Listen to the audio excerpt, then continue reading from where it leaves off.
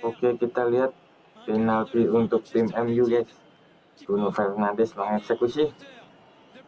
Iya, ya, ya, ya, ya.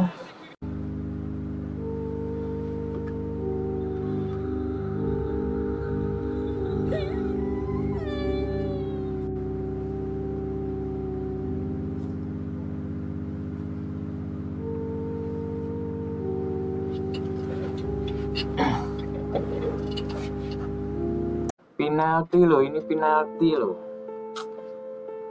Khusus musim ini udah 2 kali gagal mengeksekusi penalti Kang Bruno ini.